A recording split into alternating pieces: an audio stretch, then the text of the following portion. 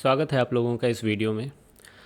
Question कह रहा है कि दो मास है m1 एंड m2, वो स्प्रिंग से कनेक्टेड है, ठीक है, और वो एक फ्रिक्शनलेस हॉरिजॉन्टल सरफेस पे रखे हुए हैं।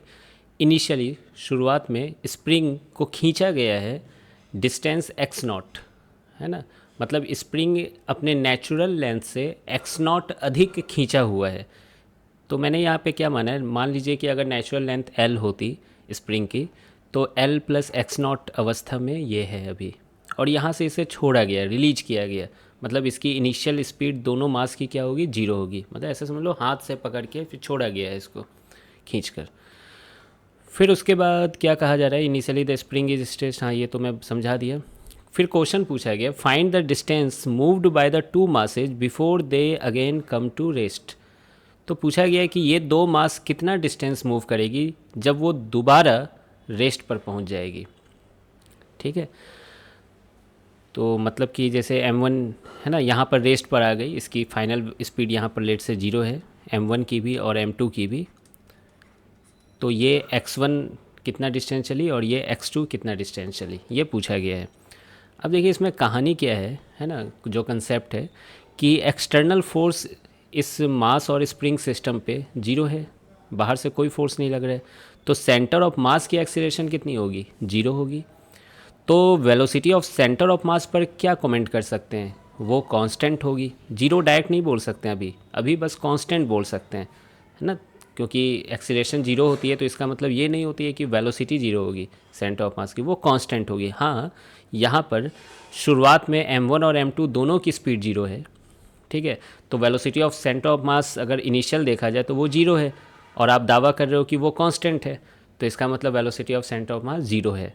तो सेंटर ऑफ मास की वेलोसिटी अगर जीरो है तो सेंटर ऑफ मास किस पर है, रेस्ट पर है, ठीक है।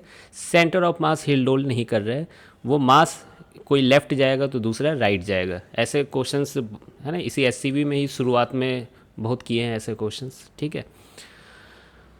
तो अब देखिए इसमें कंसेप्ट क्या है, मैं क्या दावा कर रहा हूँ, फिर मैं उसको समझाऊंगा कि क्यों ऐसा दावा कर रहा हूँ।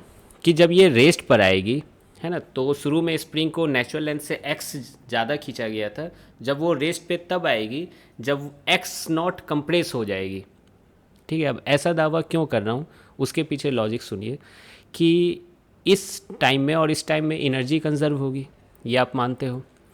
अब देखिए इनिशियल काइनेटिक एनर्जी सिस्टम की जीरो है और फाइनल काइनेटिक एनर्जी भी सिस्टम की जीरो है, यानी जो इनिशियल पोटेंशियल एनर्जी होगी वही फाइनल पोटेंशियल एनर्जी होगी, और पोटेंशियल एनर्जी यहाँ स्प्रिंग के फॉर्म में है, और स्प्रिंग की पोटेंशियल एनर्जी कितनी है, इनिशियल हाफ के एक्स नॉट स्क्वायर, हाफ के एक्स स्क्वायर होता है ना, तो हाफ के एक्स नॉट स्क्वायर, तो फाइनल भी क्या होनी चाहिए, हाफ के एक्स नॉट स्क्वायर। तो वो तभी होगा ना जब वो एक्स नॉट और कंप्रेस हो जाएगी। आई बात समझ में, तो इसमें आपको शायद ये लॉजिक समझ में आ गया होगा। खैर अभी देखिए यहाँ पर कि सेंटर ऑफ मास रेस्ट पे है, तो मेरी जो आदत है ना, राइट इक्वल टू लेफ़्ट करता हूँ। आप पुराने वीडियोस देखे होंगे तो वहाँ पे मैं समझाया था ऐसे दो, है ना, जो सही मेथड है, जो बेसिक मेथड है, सही क्या ये भी सही है, उसमें नहीं, delta x centre of mass equal to m1 delta x1 plus m2 delta x2 by m1 plus m2 करते हैं, तो delta x centre of mass यहाँ जीरो है, तो m1 x1 plus m2 x2 zero हो जाएगा, उसको उधर भेजिएगा तो माइनस में आ जाएगा, है कि नहीं। तो उसी को मैं एक लाइन में राइट इक्वल टू लेफ्ट लिख रहा हूँ। तो राइट में डिस्प्लेसमेंट इस m1 का है, तो m1 इंटू x1, और लेफ्ट में m2 इंटू x2, ठीक है। वही चीज़ आप माइनस में लिखते तो मैं इसको प्लस में ही लिखा हूँ, है ना। तो ये एक मेरे पास रिलेशन आ गया। मुझे एक और रिलेशन चाहिए एक्स नॉट के टर्म्स में, ताकि मैं x1 और x2 निकाल सकूँ।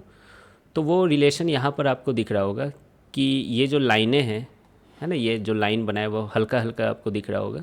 तो x1 plus x2 plus this, मतलब पूछा गया x1 प्लस x2 कितना होगा।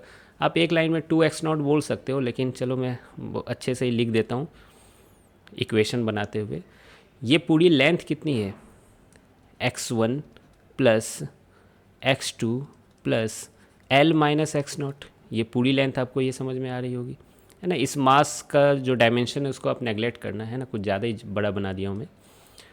और इनिशियल ये पूरी लेंथ कितनी है, l प्लस x0, ठीक है। तो l l कट गए यहाँ पर, तो x1 प्लस x2 कितना आ गया, ये x0 उधर चला जाएगा तो 2x0, तो ये रहा आपके समक्ष दो इक्वेशंस और दो वेरिएबल है x1 और x2, और इसे आपको सॉल्व करना है। अच्छा, वो भी मैं ही करूँगा, देखिए कैसे। x1 की वैल्यू आप यहाँ से लिख सकते हैं m2 x2 बाई m1, इसको यहाँ पर पुट कर दीजिए। तो देखिए क्या होगा, x1 की वैल्यू पुट किए m2 by m1 into x2 plus x2 equal to 2x0।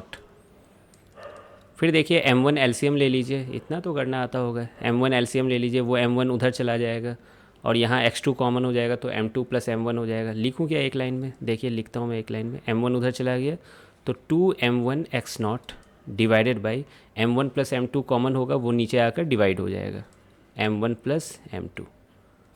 तो ये आपका x2 का वैल्यू आ गया। उसी तरीके से आपको जब x1 की वैल्यू निकालनी होगी तो ये x2 की वैल्यू यहाँ रख दीजिए। तो आप देख सकते हो जब आप ये वैल्यू रखोगे यहाँ पर, तो m1 ऊपर में और ये नीचे m1 में है ना, वो दोनों आपस में एक दूसरे को काट देंगे और एक m2 यहाँ पर बचेगा, तो वो आ जाएगा 2m2 x0 by m1 plus m2। तो ये रहा आपका फाइनल आंसर।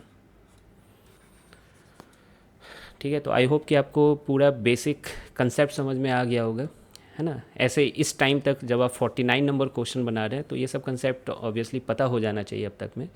ठीक है, बाकी मिलते हैं फिर नेक्स्ट वीडियो में।